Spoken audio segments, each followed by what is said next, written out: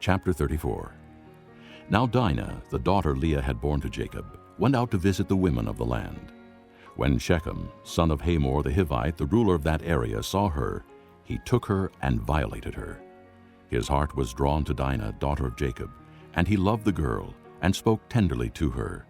And Shechem said to his father Hamor, "Get me this girl as my wife." When Jacob heard that his daughter Dinah had been defiled, his sons were in the fields with his livestock, so he kept quiet about it until they came home. Then Shechem's father Hamor went out to talk with Jacob. Now Jacob's sons had come in from the fields as soon as they heard what had happened. They were filled with grief and fury, because Shechem had done a disgraceful thing in Israel by lying with Jacob's daughter, a thing that should not be done. But Hamor said to them, "My son Shechem has his heart set on your daughter.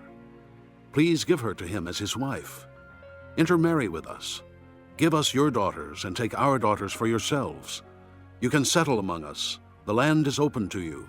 Live in it, trade in it, and acquire property in it." Then Shechem said to Dinah's father and brothers, "Let me find favor in your eyes, and I will give you whatever you ask. Make the price for the bride and the gift I am to bring as great as you like, and I'll pay whatever you ask me. Only give me the girl as my wife."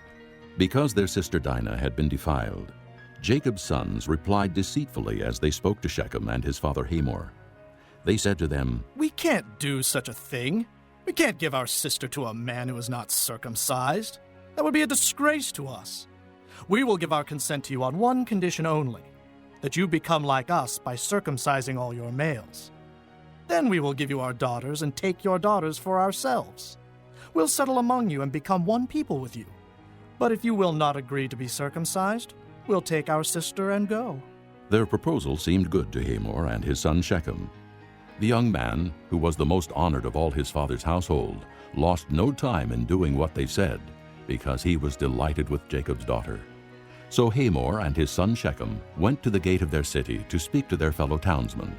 "These men are friendly toward us," They said, "Let them live in our land and trade in it. The land has plenty of room for them. We can marry their daughters and they can marry ours.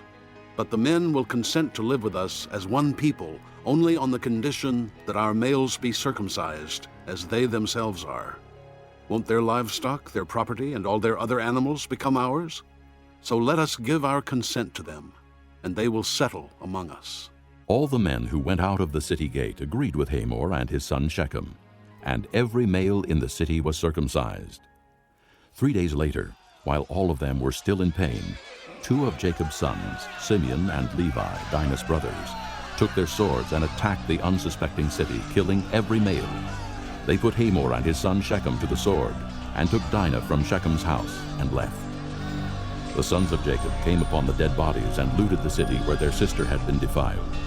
They seized their flocks and herds and donkeys and everything else of theirs in the city and out in the fields. They carried off all their wealth and all their women and children, taking as plunder everything in the houses. Then Jacob said to Simeon and Levi, "You have brought trouble on me by making me a stench to the Canaanites and the Perizzites, the people living in this land. We are few in number, and if they join forces against me and attack me, I and my household will be destroyed." But they replied, "Should he have treated our sister like a prostitute?